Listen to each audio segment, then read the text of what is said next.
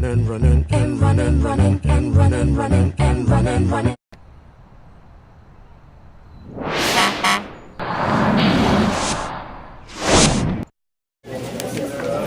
Which has helped your career more, winning Dancing with the Stars or preparing for this?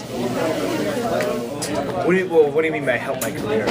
Like in the If you were to return, which has helped your fitness to return to the sport? oh, this for sure, hands down.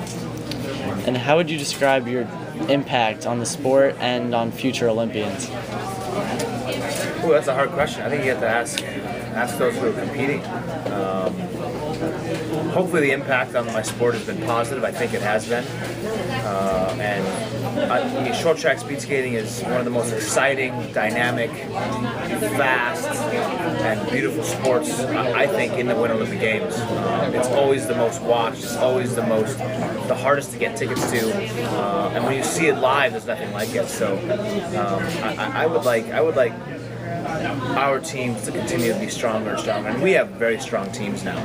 The U.S. wasn't always strong in short track, so it's nice to see that we have good coaches now. We have a good, solid team. Are the bronze medals from Vancouver a motivation to return in 2014? I don't think the medal color for me was any motivation. For me, the entire experience was more the motivation. You know, I spent 4 years of my life preparing for a race that only lasts 40 seconds long. So those 40 seconds, I actually don't ever really remember much of the race. But I remember my 4-year journey. All the times when I was sick, all the times I was with my teammates, the times when I didn't feel good. Those character-building moments are the ones I think are the most probably self-fulfilling and probably the most important. The time spent in the sauna when I was alone, when nobody else was there in the house. Times when I was training by myself alone and I had to dig down deep and go head-to-head against my own insecurities, my own self-doubts, and overcome.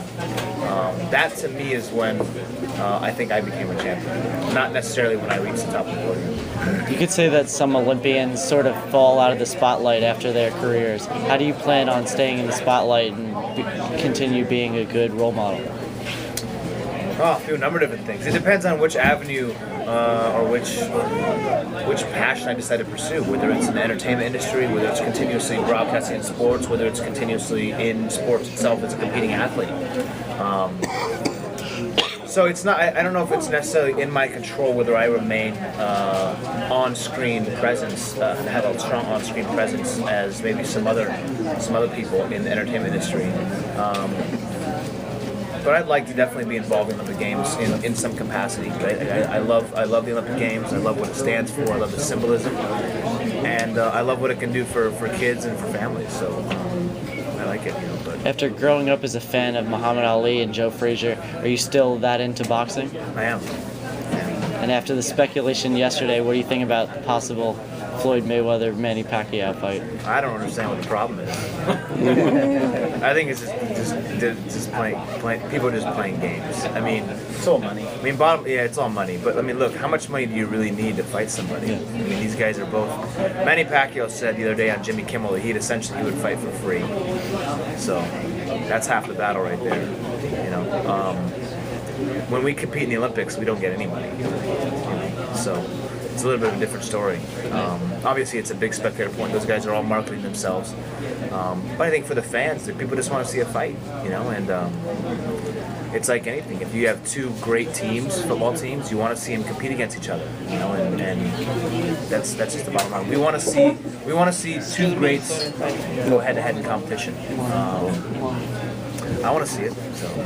You tweeted yesterday that you finished up your playlist. What artists are on that? Oh man, I have Cascade, I have Avicii, I have Above. So I have all house music right now. I've kind of been into the house music vibe right now, more than anything. So Avicii, Above and Beyond, Cascade.